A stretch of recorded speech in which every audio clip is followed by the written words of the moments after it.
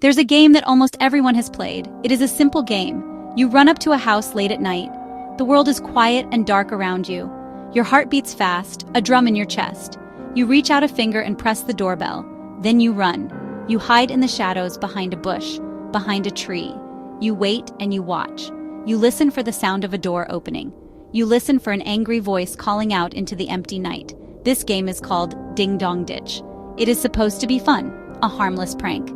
But sometimes what happens next is not fun at all. Sometimes the game goes wrong. Maybe you have woken up something that should have been left to sleep. Our first story is about two boys named Leo and Sam. They were 12 years old. It was a warm summer evening in late July. The sun had gone down. Crickets were chirping in the tall grass. Leo and Sam were bored. They wanted a little adventure. They decided to play Ding Dong Ditch on Pine Street, a long, winding street with big, old houses. Hidden behind large trees, the houses felt perfect for a challenge. They started with the easy houses, bright porch lights, manicured lawns. They would ring and dive behind the big oaks. A man in his pajamas would open the door and look puzzled. Leo and Sam would stifle their laughter. They did this 3 or 4 times. Each time, their courage grew. Then, they reached the end of the street. There was one last house. It was different, larger, darker, paint-peeling, overgrown garden. A rusty gate creaked when Leo pushed it open. Sam felt nervous. He suggested they skip it. Leo whispered, "It's the perfect one. No one is even home." The path was cracked. The air felt colder. The crickets faded into a heavy silence. They tiptoed up the creaking steps. The door was heavy dark wood with a tarnished brass knocker. Leo decided to use the knocker instead of a doorbell. Leo lifted the heavy knocker. It felt cold and strangely heavy in his hand. He let it fall. It did not sound like a knock. It was a deep hollow boom that seemed to echo through the house. The sound startled them. For a moment they stood frozen. The fun was gone. It sounded like something deep inside had woken up. They turned and ran. They did not giggle this time. They did not stop until halfway down the street, then hid behind a large maple, breathing hard. They looked back. The house was still dark and silent. Nothing happened. Then a faint light appeared in an upstairs window. Not electric, a single candle, pale and weak. The light moved slowly, like someone walking with it. Who would use a candle in an abandoned house? Long dancing shadows cast across the curtains. The thrill turned cold. This was not a game anymore. Suddenly, a figure appeared. Tall, very thin, with long limbs and a small head. It stood perfectly still, looking directly at the maple tree where they hid. Slowly, it raised one long arm and pointed. It pointed right at them. That cracked the spell. Sam gasped. They turned and ran faster than ever, not looking back. The figure's gaze stayed on their backs the whole way. They burst into Leo's house, slammed the door, locked it. Safe, but haunted. Weeks later, in daylight, the house looked merely old and empty. A faded for sale sign said it had been vacant for over 20 years. They never spoke of it. Not to their parents, not to friends, not to each other. A shared secret. A dark memory that followed them.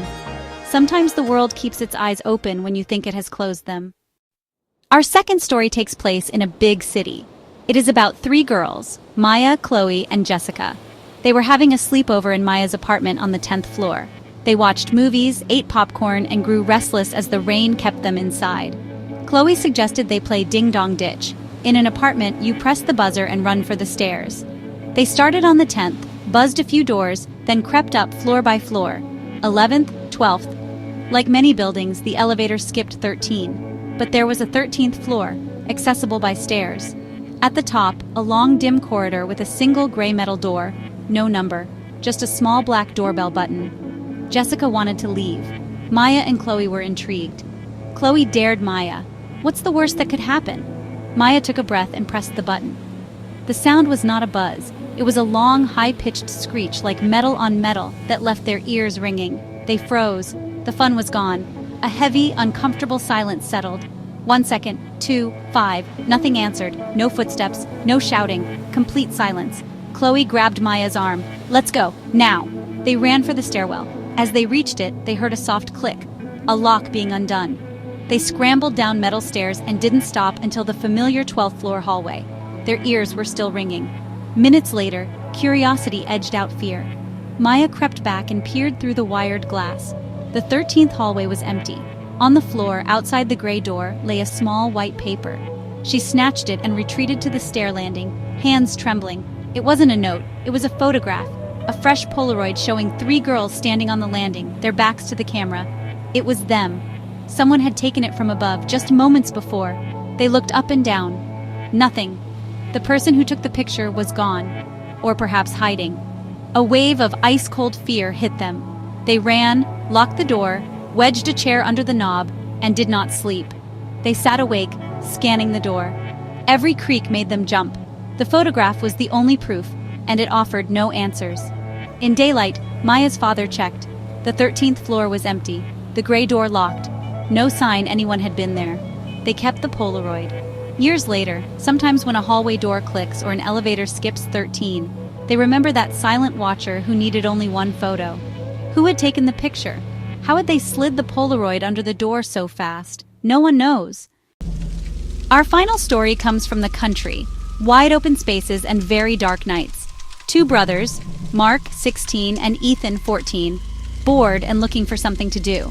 They drove out to the Miller Farmhouse, an abandoned place 2 miles from town, a local dare for kids. They parked and crept up to the sagging porch. The windows were boarded, the porch bowed with rot. Ethan tied empty soda cans to the knob. Mark kept watch. Their plan? Throw rocks to sound like someone breaking in, then laugh. Mark threw the first rock. It hit with a hollow thwack. They waited, puzzled. Nothing. A second rock banged a boarded window. Then they heard it. Faint, tinny music, like an old radio playing a cheerful 1940s tune. The happy melody sounded grotesque coming from a derelict house. The hairs on their necks stood up. A light flickered in an upstairs window. A warm lamp glow in a room that should have been empty. A shadow moved. A figure passed. They were terrified. As they backed away, the music cut. Then from the porch, the cans they left on the knob began to rattle. Jingle, jangle, shake, shake, shake. The sound grew frantic, as if someone inside were shaking to get out. They sprinted to the truck. Mark fumbled the keys. They tore away, gravel spitting behind them. Only when they were safely on the main road did they dare look back. The farmhouse was a dark shape again. They never knew who or what was inside. Sometimes, on cold nights, Ethan swears he still hears the faint sound of that old, happy song carried on the wind. Some doors open and close quietly. Some houses keep a tune alive long after anyone has left. These are true stories, small pranks that met something older and quieter than the night. Knock on a stranger's door, and you may wake more than a homeowner. If you enjoyed, subscribe for more true horror. Sleep well, if you can.